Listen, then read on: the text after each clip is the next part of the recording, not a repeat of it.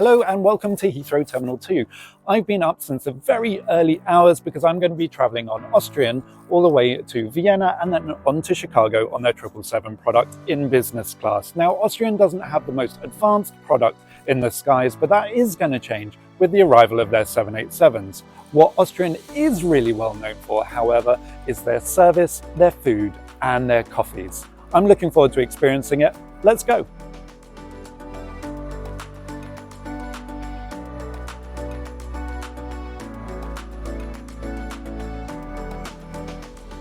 So arriving at Heathrow's Terminal 2 at 4:30 AM is certainly a different experience to coming during peak times, but it was a refreshing change. There are barely any queues anywhere, but the one downside is a closed fast-track lane, although there's little need at this time of day and we were through security in a matter of minutes. We were encouraged to use the Lufthansa lounge, which is situated in the main terminal, but as it didn't open until 5 AM, we decided to take the long walk to the B-gate lounges, as this particular Austrian flight to Vienna operated from the satellite building. After a hefty walk, we arrived just in time for the United Club, a fellow Star Alliance members' lounge, to open up. The lounge is a few years old now, but it's one of the better lounges in Heathrow. While the design is certainly fresh and inviting, there's basically just one large space, dominated by a bar, which was manned from 5:30 should you want something stronger than a coffee.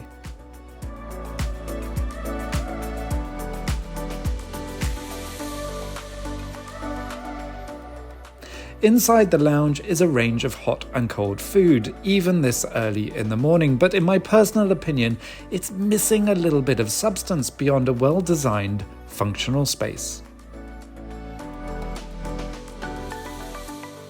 With not much time before boarding our first of two flights, we headed to the gate just a few moments away and boarded straight away. On first impressions, this A320neo aircraft certainly has all the hallmarks of a Lufthansa Group plane, with the same seating as every other group airline, although the injection of red creates a more playful visual metaphor for the airline service style. Apart from the blocked middle seats, the business class cabin also offers a blanket and pillow at each seat, along with a range of in-flight materials. Meanwhile, under the seat, there were USB and USB-C charging points. As a surprise, even on a short flight like this, the crew offered a drink to passengers while boarding. And after pushback, the mood lighting went full sunrise mode, which was a lovely design touch to an otherwise very white cabin.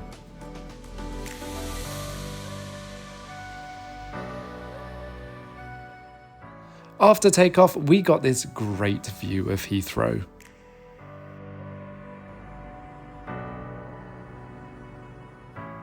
Shortly after that, the seatbelt signs went off and the sun started to rise. Service started, which began with a cleansing wipe, which was followed by the breakfast tray, including eggs wrapped in turkey ham with tomatoes, a yogurt with fig, and fresh pastries.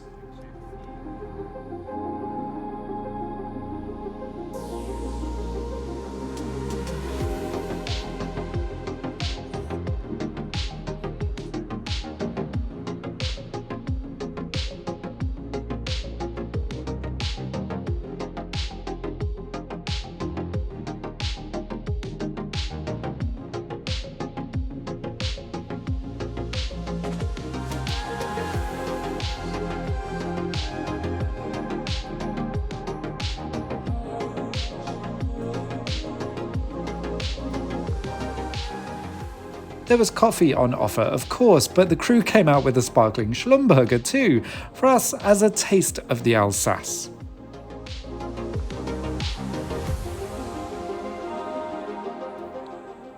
Overall, the Doe & Co catering and service made the first flight very different from other Euro business classes that we've travelled recently.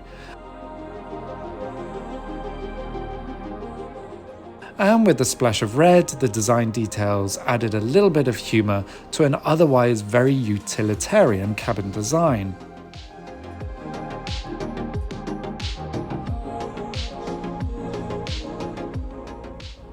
The toilets were basic but very clean.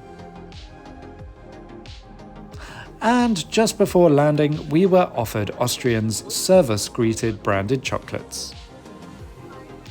Now, one very good aspect of travelling with Austrian is the amazing connections they offer, whereby on exiting the aircraft you can go straight into the departure hall, meaning you are able to make really tight connections. Although, with a little bit of time between flights, we opted to head to the airline's main lounge complex, which featured a standard business, a senator, and a first-class lounge. Because of my Star Alliance status, I was able to enter the Senator Lounge, which, well, let's face it, is basic. It's small, perfectly formed, but it's nothing to write home about, with basic seating and a small bistro section.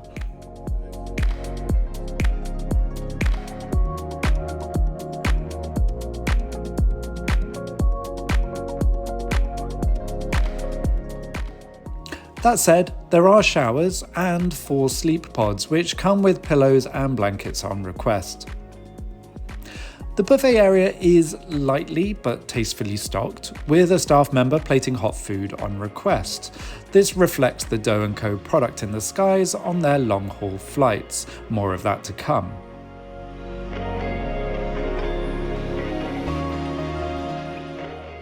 There's also a well-stocked bar and good views from the lounge too.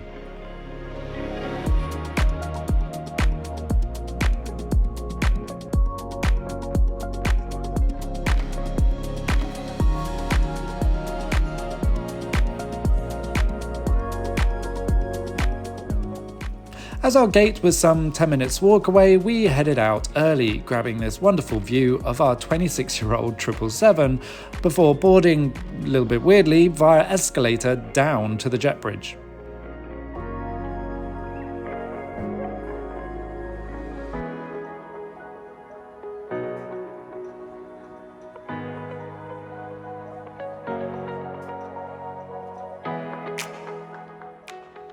As we boarded, we were greeted by this old but well-maintained business class cabin. It's actually the same seat as my recent Delta flight, but in some regards these actually feel more contemporary, even though they've not been updated as recently. But one thing is for sure, this is one very open cabin design. On top of this, 6 of the 32 seats, roughly 20%, don't have aisle access. So if you want to exit uninterrupted, avoid rows 2, 4 and 6 with seats A, C and H and K. Throne seats in rows 1, 3 and 5 are the ones to select if you're travelling alone. However, on this flight I picked the centre pairs, which are staggered, giving every passenger aisle access. These centre pairs also give a little bit more space, as there is a side table for each passenger, unlike the window pairs, which share a side table.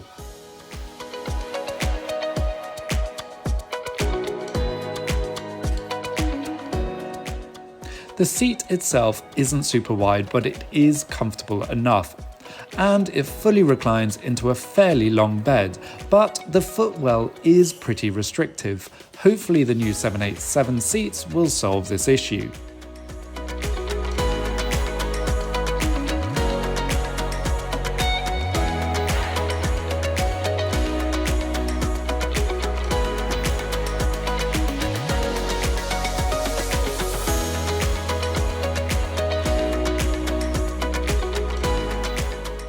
Under the relatively shiny and new IFE screens is a small pocket for storage, along with small pockets beside the seat. But there isn't a lot of storage, to be fair. As I was getting accustomed to my seat, the crew came around with a welcome snack and drink, which was some nuts and a glass of champagne, water or juice.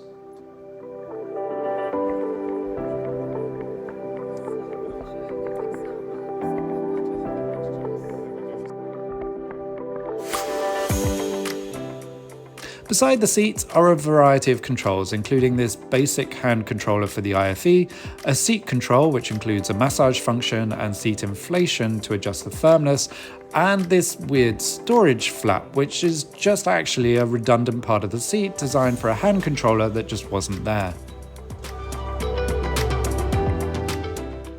In the seat pocket, there were magazines and these headphones, which were adequate, but nothing super exciting. And this immunity kit, which is a lot nicer than the shoe bag that we got on the return flight, although again the contents were pretty basic. The pillow and blanket were lovely and firm and soft to the touch, but these designs seem at odds with everything else on board.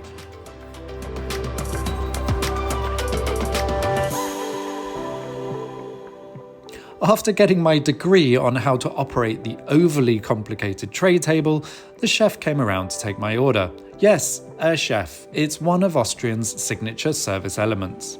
With that in mind, it was time to take a look at the menu.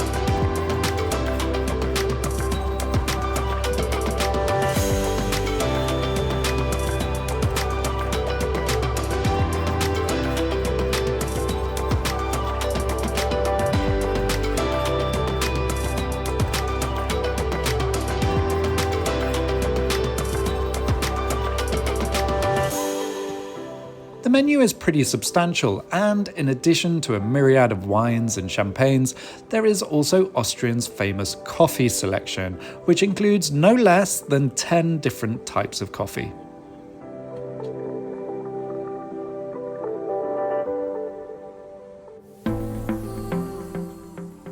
Shortly after placing my order, the aircraft started pushing back on time, and as I settled in for a taxi, I decided to take a closer look at the IFE. It was fairly well stocked with classics and recent releases, and it was easy to navigate. But the screen is far too reflective, meaning I was always getting glare off the screen when I was watching it.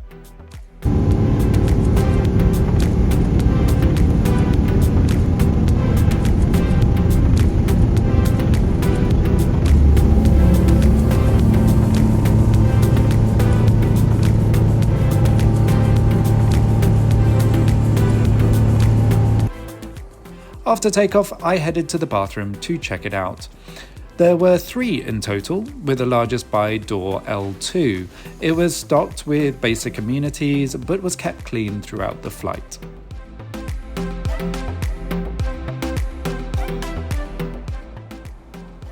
As I headed back to my seat, service began, with a hot towel hand-delivered to every seat. Shortly afterwards, tray tables were prepared and the service began. I love this attention to detail. Talking of details, there seem to be multiple styles throughout the service, such as the blankets, amenity kits, and tableware. All of them are nice in their own right, but they seem to be lacking in any real design language that flows through them. As for the tableware, I really struggle with this triangular plate design, as it's cumbersome and doesn't really allow for much space on the table while you're eating.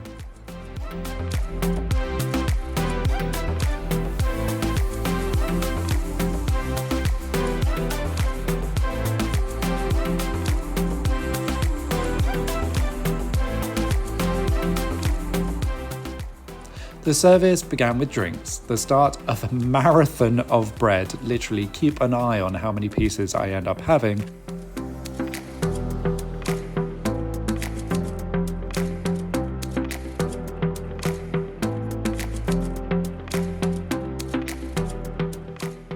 And an amuse-bouche, compliments of the chef.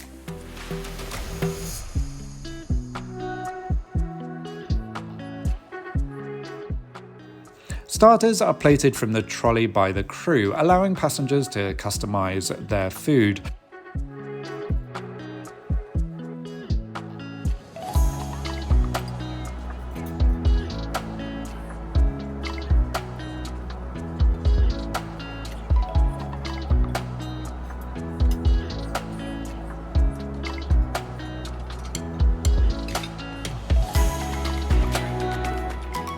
I ended up having a little bit of everything, and the salad with vinaigrette was light and tasty.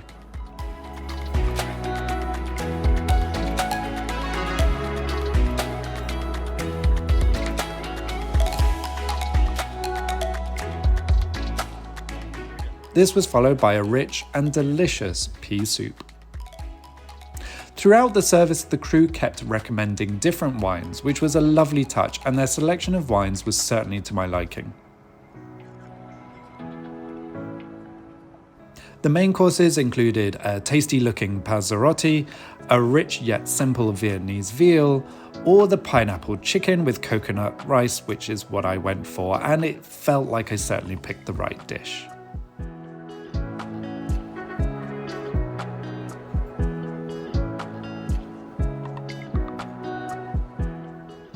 The banquet continued with a dessert trolley, including a very tasty vanilla creme fraiche with raspberries.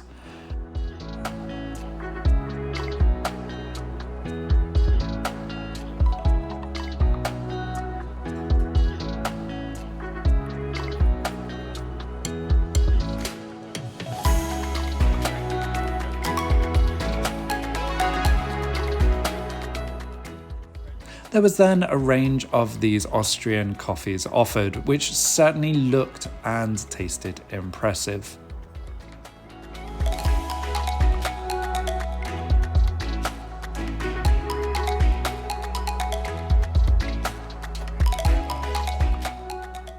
I couldn't believe it was still going, but then I was offered a cheese plate, along with crushed black pepper, a beautiful dessert wine, and yes, yet more bread.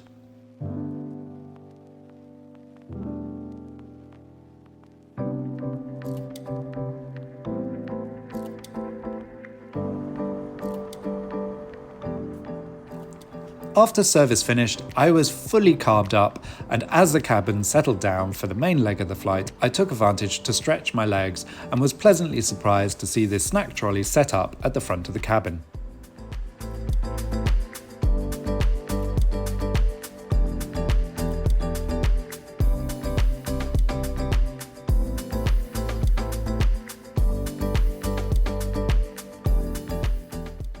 I headed back to my seat, finished a movie, and then got a few hours sleep.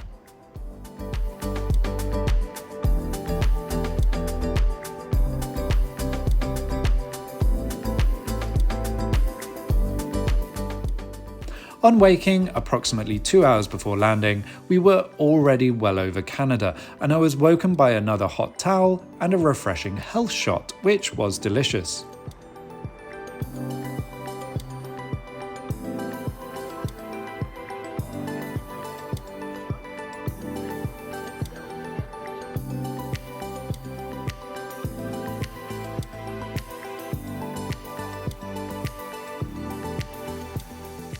The second service was pretty substantial too, with either a fresh salad and apple strudel, or the other dish was this.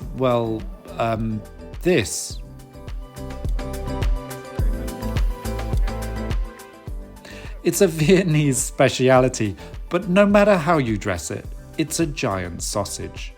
Not something you really expect on a flight, but partnered with yet more bread, it was actually really tasty, and followed by this apple strudel, I was in heaven. It's really nice to see Austrian playing to its roots with its cuisine.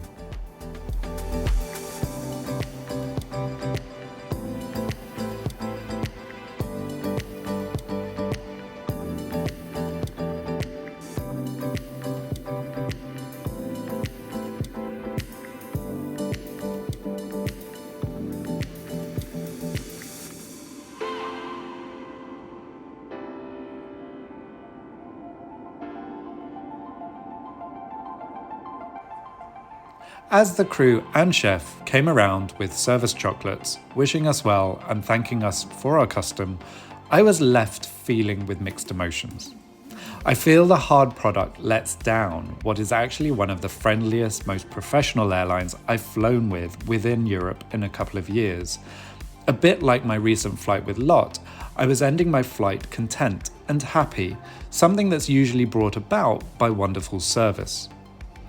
With an upgrade to their soft product, the seats, and lounges, and a little bit more design consistency throughout, Austrian is the friendliest, warmest of all the Lufthansa Group airlines, and it's this USP that makes me want to fly with them again.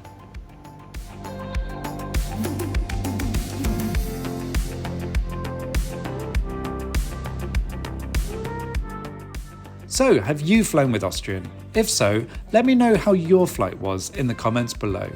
And as always, thank you so much for watching. If you haven't already, give that subscribe button a little push and don't forget to like too.